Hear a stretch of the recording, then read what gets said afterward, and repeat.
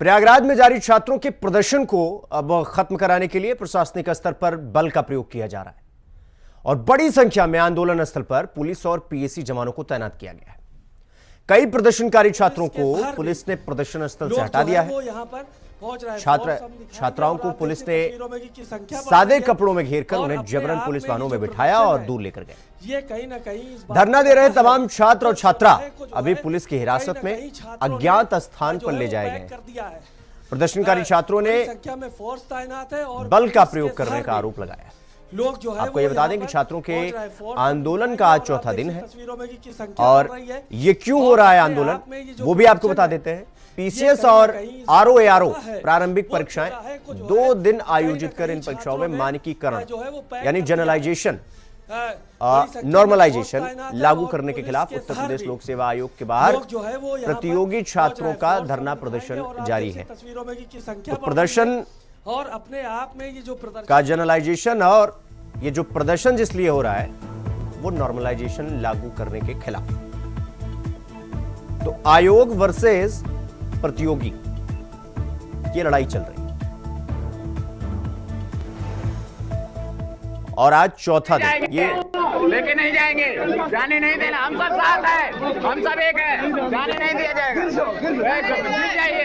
गिर जाइए। बड़ी संख्या में पीएसी और जवान को तैनात किया गया है। लेट जाइए। ये तस्वीरें हम आपको दिखा रहे हैं उसके ऊपर लेट जाइए। किस तरह से जो परीक्षार्थी हैं या ये कहें कि जो छात्र और छात्राएं हैं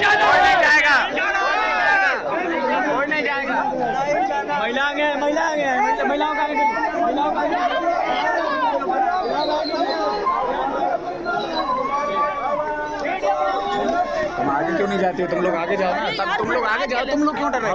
ये तस्वीरें हम आपको दिखा रहे हैं किस तरह से पुलिस और पीएसी के जवान को तैनात किया गया है और बल का प्रयोग करके उन्हें वहां से हटाने की कोशिश की जा रही है जिसमें छात्र और छात्राएं दोनों मौजूद और किस तरह से उनके हाथ पैर को पकड़कर उन्हें वहां से हटाने की कोशिश की जा रही है क्योंकि नॉर्मलाइजेशन लागू करने के खिलाफ ये परीक्षार्थी लगातार बैठे हुए हैं। इनकी मांग है कि नॉर्मलाइजेशन को बंद किया जाए क्योंकि इससे सिस्टम में यानी एग्जाम में धांधली हो सकती है। ये इनका यानी जो परीक्षार्थी है उनका पक्ष है। उधर आयोग ये कह रहा है कि इससे कोई धांधली नहीं होगी बल्कि इससे सुविधा ही होगी। अब सवाल ये है कि 1 डे 1 एग्जाम तुम लोग आगे जाओ ना। तब तुम लोग आगे जाओ। तुम लोग क्यों डर रहे हो? जो छात्रों की मांग है छात्राओं की मांग है कुछ नहीं बोलेंगे। आयोग कह रहा है कि नहीं अब वो जो एग्जाम 1 दिन में होता था वो 2 दिन में होगा। अब ये तस्वीरें आप देखकर अंदाजा लगाइए कि किस तरह से इस वक्त क्या माहौल बना हुआ है आयोग के ऑफिस के सामने। ये तस्वीरें हम आपको दिखा रहे हैं जहां पर पुलिस के जवान और पीएसी के जवान किस तरह से परीक्षार्थियों को पकड़कर झंझोड़ कर वहां से हटा रहे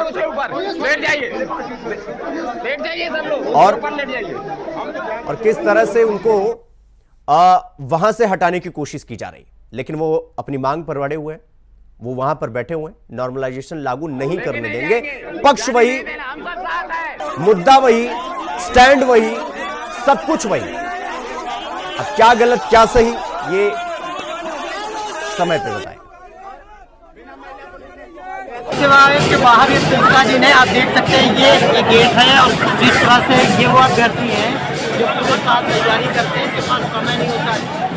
टाइम मैनेजमेंट इनके लिए बहुत महत्वपूर्ण है, लेकिन ऐसी क्या मजबूरी है कि ये लोग सड़कों पर हैं। सिर्फ छात्र नहीं, छात्राएं भी उनका साथ दे रही हैं। यकीनन उनकी डर की पीड़ा ज़्यादा है और वो जो नई प्रणाली है उससे बिल्कुल संतुष्ट नहीं है। वो किसी कीमत पर इसको मानने को तैयार नहीं। हम बात करते हैं कि क्यों नाराज है, क्यों आपको लगता है कि आपके लिए सही नहीं है? सिस्टम लाया गया है या अचानक से 1 महीने पहले ला दिया गया है? पहले जब नोटिस थी तो ऐसा कुछ भी नहीं था। पिछले सालों से जो एग्ज़ाम होता चला आ रहा है ये पद सिर्फ यही होता था। छात्र किसी के लिए नाराज और किसी के लिए मतलब कि एग्ज़ाम होगा ये शिफ्ट नहीं होगा, मतलब 1 दिन में कई शिफ्ट नहीं करवाया जाएगा जिसकी वजह से सर जो रिजल्ट आएंगे वो एक मानकीकरण सेट नहीं है उसका। अच्छा, ये बार बार आयोग की तरफ से ये कहा जा रहा है कि आप इंटर के लिए हैं तमाम चीज़ें जो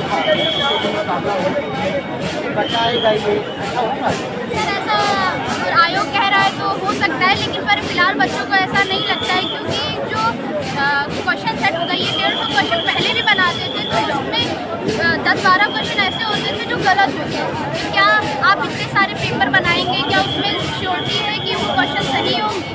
देखिए पिछला जो ट्रैक रिकॉर्ड है आयोग का, वो भी कहीं ना कहीं सवाल इसलिए खड़े करता है कि बहुत से ऐसे मामले हुए थे जिसमें सवाल गलत पूछने पर वो हाईकोर्ट तक मामला गया था और कोर्ट ने बात साबित भी की। पार के मूड में है, ना बटेंगे ना हटेंगे, ये इनका नारा है। निश्चित तौर पर 3 दिनों में तो ये दिख रहा है कि ना ही अभ्यर्थी बट रहे हैं ना हट रहे हैं। ये अलग बात है कि आज कुछ ऐसे लोग चिन्हित किए गए हैं जो कहीं ना कहीं परेशानी खड़ी कर रहे हैं, उनके खिलाफ मुकदमे लिखे गए हैं, 2 लोगों को अरेस्ट भी किया गया है। लेकिन इसके बावजूद अभ्यर्थियों पर इसका कोई असर नहीं है। अभ्यर्थी कह रहे हैं कि वो अपने हक की लड़ाई लड़ रहे हैं, वो मेहनत करते हैं, परिश्रम करके नतीजे देना चाहते हैं, लेकिन जिस तरह से नियम बदला गया कहीं ना कहीं उनके साथ अन्याय होगा।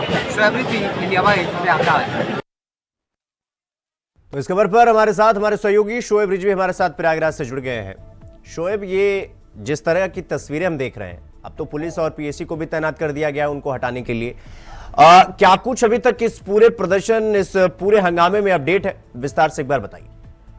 देखिए, अभी भी उसी जोश के साथ जिस तरह से ये आंदोलन शुरू हुआ था, अभ्यर्थी बड़ी संख्या में आयोग के आसपास इकट्ठा है। गेट पर बाकायदा वो प्रदर्शन कर रहे हैं, अलग अलग तरीके से अपनी बात रख रहे हैं, पोस्टर, होर्डिंग, स्लोगन बाकायदा लेकर के आए हैं। तो कह सकते हैं कि वो अपने जो मांग है उस पर अड़े हुए हैं। वो यही कोशिश कर रहे हैं कि उनकी डिमांड को जल्द से जल्द माना जाए, बगैर इसके वो यहाँ से हटने वाले नहीं, इस तरह से उनकी तरफ से कहा जाता है।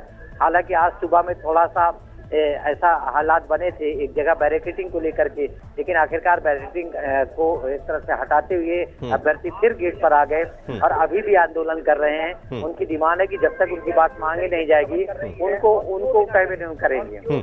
नहीं शोएब, इनकी ये मांग है कि हमारी मांग को माना जाए, हमारी बातों को सुना जाए। मेरा सीधा सा सवाल है, क्या आयोग की तरफ से या सरकार की तरफ से कोई इनसे बातचीत करने गया? इनसे अभी तक कुछ बातचीत हो रही है? कहीं पर इस समस्या का निवारण हो रहा है? ये कारण क्या है और कुछ निवारण निकलेगा कि नहीं निकलेगा? ऐसी कोई चीजें अभी तक क्या पहल की गई? देखिए, एक प्रस्ताव आयोग एक तरह से जिला प्रशासन की तरफ से किया गया है। जिलाधिकारी रात में यहाँ पर पहुंचे थे, उनके साथ यहाँ के कमिश्नर, पुलिस कमिश्नर वो भी मौजूद थे और जिलाधिकारी जो प्रयागराज के, उनकी तरफ से ये कहा गया कि वो मध्यस्थता करने को तैयार हैं। एक अभ्यर्थियों की कमेटी बना ली जाए जिससे आयोग के अधिकारियों के साथ दोनों के बीच में संवाद कराया जाए और दोनों मिल करके इसका कोई निर्णय या निष्कर्ष निकालें।